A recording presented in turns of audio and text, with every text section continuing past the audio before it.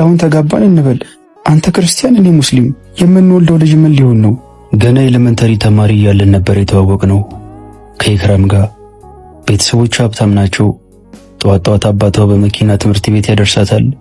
እኔ ደግሞ ቆዳ ጫሜን ገድግጄ መንገድ ላይ ያገኘሁትን ሃይላንድና ድንጋይ ያላጋው ትምህርት ቤት ዝገባያታለሁ። ትምህርት ቤት ውስጥ በአስቸጋሪነት ይታወቅ ነበር። የሆነ ጊዜ ላይ አባቴ በእኔ ጉዳይ መመላለስ ሲሰለቸው እዚሁ በአትክልተኝነት ቅጠሩኝ ብሎ አመልክቶ ነበር። ከአራተኛ ወደ አምስተኛ ክፍል ሲዘዋወር ነበር።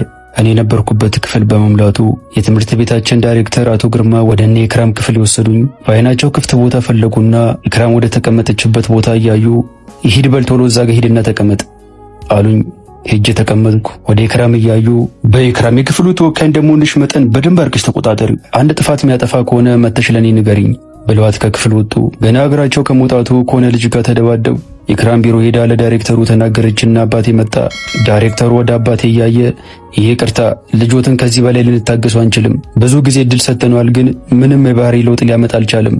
ስለዚህ ከትምህርት ቤታችን ልናሰናብት ወስነናል፣ እዚህ ወረቀት ላይ ፈርሙ ብሎ የሆነ ወረቀት ከእስክሪብቶ ጋር አባቴ ወደ ተቀመጠበት ጠረጴዛ ገፋ። አባቴ ለመጀመሪያ ጊዜ ሲያለቅስ ተመለከትኩ። አባቴ አንገቱን ደፍቶ አለቀሰ። አሳዘነኝ። እንግዲህ ፈጣሪ በልጅ ካልባረከኝ ምን አረጋለሁ ብሎ ሊፈርም ሲል ኢክራም የአባቴን እጅ ያዘችና ወደ ዳይሬክተሩ እያየች ቲቸር የመጨረሻ እድል ብቻ ይስጡት እኔ አስተካክለዋለሁ አለች። ቲቸር ግርማ ግራ በተጋባ ፊት አያት። እግሩ ስር ሄዳ ተደፋችና እኔ አስተካክለዋለሁ ወላሂ ብላ ማለች።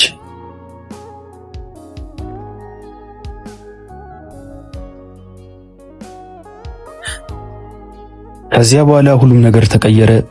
ያረባሹና ተደባዳቢው ኢዮብ ተስተካከለ። ኢክራም እንደ አዲስ አፍርሳ ሰራችኝ። ከኢክራም ጋር አብረን አደግን። 12ኛ ክፍል ደረስን። የኢክራም ውበት እየጨመረ መጣ። የሚፈልጓት ወንዶችን በዛው ልክ እየጨመሩ መጡ። የኢክራምን ጸጉር ከኔ ውጭ አይቶት የሚያውቅ ወንድ የለም። ሂጃቧን ከፍታ አረገና እዩዬ እስቲ ጸጉሬን በደንብ አርጋ ሲዝልኝ ብላ ጸጉር ማሰጇን ተቀበለኛለች። ማስያዙን ዘንግቼ በጸጉሯ ውበት ፈዝዤ እቀራለሁ። ስቆይባት እንዴ ይዋ ሲዝልኝ እንጂ የጠበቅኩ እኮ ነው ኢኩዬ እላታለሁ። ወዬ ጸጉርሽ ግን እንዴት ነው የሚያምረው! ወይ አንተ ደግሞ ሁሌ አይደል እንዴ የምታየው ምን እንዳዲስ ያደርጋል ትለኝና ጸጉሩ ማሳጇን ተቀበለኝ።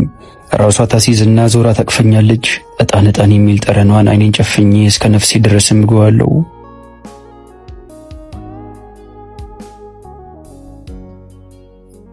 ሁለታችንም የ12ኛ ክፍል መውጫ ፈተናን አለፈን።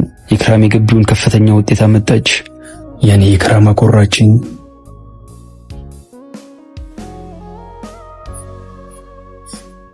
የሆነ ቀን አብረን ቁጭ ብለን ትከሻዬ ላይ ጋደም ብላ አዩዬ አለችኝ። ወዬ የሆነ ነገር ልነግርህ ነበር። ምንድነው እሱ ኢኩዬ? ዝም ብላ ቆየችና በቃ ተው በኋላ እነግርሃለሁ ብላ ሌላ ወሬ ጀመርን።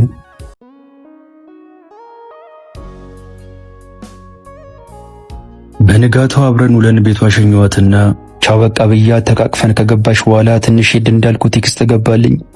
ስልኬን ከፍቼ ያየሁት አዩዬ አፈቅርሃለሁ ይላል። ኢክራም ነበረች። ልቤን የሆነ ስሜት ሲወጋኝ ተሰማኝ። ዓለም ጠበበኝ። ሳቅኩ፣ ዘለልኩ። ወደ ቤታቸው ተመልሼ አንኳኳሁ። ኢክራም ከፈተችልኝ። ኢኩዬ እኔም አፈቅርሻለሁ ብዬ ጨመቅ ያቀፍኳት። የኔ ኢክራም በደስታ ለቀሰች። ከኢክራም ጋር ከ2 ወራት በላይ በደስታ አሳለፍን። ምድር ላይ ከቆየሁባቸው ዓመታት በላይ እነዚህ 2 ወራት ለኔ ትልቅ ጣዕም ነበራቸው።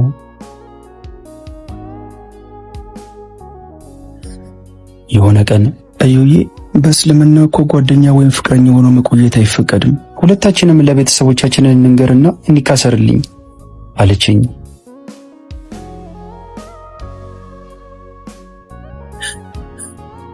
ዓርብ ዕለት ለአባቴ ላገባ እንደሆነ ነገርኩት። እንዴ ሳላያት ሳልተዋወቃት እንዲሁ ብድግ ብሎ ላገባ ነው አለ እንዴ አለኝ። ታውቃታለህ እኮ አባ፣ ኢክራም እኮ ናት። ኢክራም ናታ ያቺ አብሮ አደጌ ልጅ። እንዴ እሷ ታዲያ ሙስሊም አይደለችም እንዴ? ደነገጠ። ተውና ታዲያ እሷን እንጂ ሃይማኖቷን አላገባ ምን ችግር አለው? አባቴ ትንሽ ደቂቃ ዝም አለና ስሜታዊ አትሁን ልጄ ብሎ ተነስቶ ሄደ።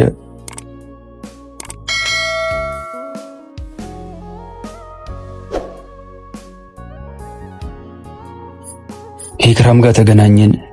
አባቴ ያለኝን ነገር ነገርኳትና የሷ ቤተሰቦች ምን እንዳሉ ጠየቅኳት። እንዳልፈቀዱላት ነገረችኝ። ጉንጬን በሁለት እጆቿ ይዛ አይናኔን እያየች እዩዬ ወይዬ እኮ ሁለታችንም ልጅነትና ፍቅር አይናችንን ጋርዶን ማንጨረሰው ነገር ውስጥ ነው የገባ ነው። እንዴት ይኩ? ቆይ አሁን ተጋባን እንበል። አንተ ክርስቲያን እኔ ሙስሊም፣ የምንወልደው ልጅ ምን ሊሆን ነው? ወደ ክርስትና ከመጣ እስልምናን ባለመቀበሉ የኔ ልብ ይሰበራል። ወደ እስልምናም ከመጣ ደግሞ ያንተ ልብ ይሰበራል። ሁለታችንም ላይ አይፈረድም።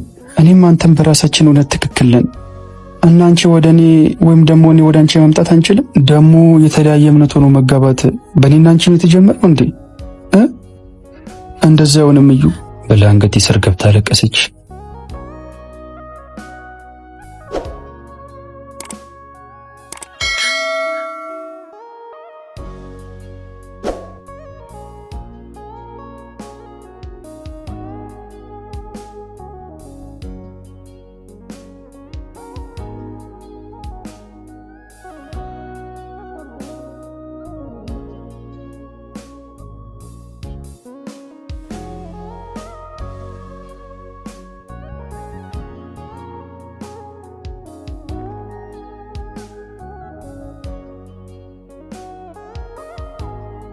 ከፍተኛ ድብርት ውስጥ ገባው።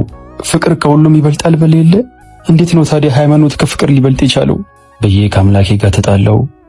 አንድ ቀን ሳንገናኝ መዋል የሚከብደን ሰዎች አንድ ወር ሳንገናኝ ቆየን። ኢክራም ጠፋችብኝ። ስልኳ ላይ ስደውል ዝግ ነው። ቤቷ ሲሄድ የለችም ይሉኛል። ናፍቆቷ ልቤን አነደደው። ፎቶዋን እያየው መዋል ስሬ የሆነ ቀን ቤት ጋር ደመ ብዬ ድንገት ስልክ ጠራ። ኢክራም ነበረች። አላመንኩም። ተስገብግቤ ያነሳሁትና ኢክራም አልኳት። ደህና ነህ እዩ አለችኝ። ድምጿ ቀሰቀሰብኝ። ደህና ነኝ እኩዬ፣ እዚህ ቦታ ሄጃለሁ ሳትይኝ ጠፋሽብኝ እኮ። ዛሬ 8 ሰዓት ይመቻል? አንዴ ላገኝ ፈልጌ ነበር አለችኝ።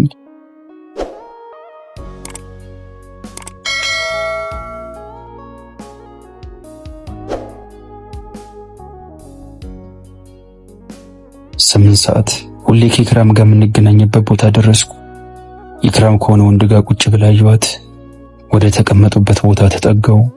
መምጣቴን ስታውቅ ከተቀመጠችበት በፍጥነት ብድግ ብላ እጇን ዘረጋችልኝ። ጨበጥኳት። አብሯት የነበረው ወንድም ከወንበሩ ላይ በዝግታ ተነስቶ ቆመ። የኢክራምን ጣት አየሁት። ቀለበት አድርጋለች። በመካከላችን ዝምታ ሰፈነ። ኢክራም ጣቷን እየፈተለች ዝቅ ባለ ድምፅ ሰሚር ይባላል እሱ። ያለፈው ሳምንት ኒካ አስረናል። አላህ ከፈቀደ ቀጣይ ወር ልንጋባ አስበናል አለችኝ። ልቤ ሲፈስ ተሰማኝ። አንገቴን ደፍቼ ዝም አልኩ። ኢክራም በተጨነቀ ድምፅ የሆነ ነገር በል እንጂ እዩ አለችኝ። ጉንጬ ላይ የፈሰሰውን እንባ ጠረኩና ቀና አልኩ። አቀፈችኝ። ወደ ሰሚር ዞሬ ኢክራምን ዘላለም ልታፈቅራትና ንግስት አድርገህ ልታኖራት ቃል ገባልኝ አልኩት። ቃል ገባልሃለሁ አለኝ። ፈገግ ብዬ እሺ አልኩትና ከእንባዬ ጋር እየታገልኩ ዳግም ላለመለስ ሄድኩ።